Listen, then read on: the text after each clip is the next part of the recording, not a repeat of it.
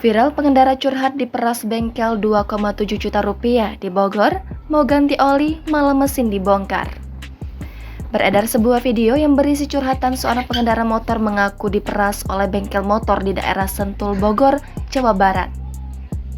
Berdasarkan keterangan pengunggah video tersebut, mulanya ia dan suaminya hanya berniat untuk ganti oli saat sedang jalan-jalan di daerah Sentul. Namun pihak bengkel malah membongkar mesin motor tersebut dengan alasan ada masalah di motor tersebut dan harus diakali. Setelah mesin motor dipreteli, ia pun diminta untuk membayar tagihan sebesar 2,7 juta rupiah jika ingin motornya diperbaiki. Merasa keberatan, ia pun menolak dan meminta mesin motornya dipasang lagi. Namun, ia dimintai biaya pasang sebesar Rp450.000. Ia pun memilih untuk mengangkut motor yang sudah dipreteli itu dengan cara menggunakan pick-up sewaan. Namun, saat ingin pergi, ia diminta Rp200.000 sebagai upah tenaga mekanik bengkel. Setelah itu, sang driver pick-up itu pun bercerita bahwa sebelum puasa, dia juga pernah mengangkut motor NMAX dalam kondisi yang dipreteli juga.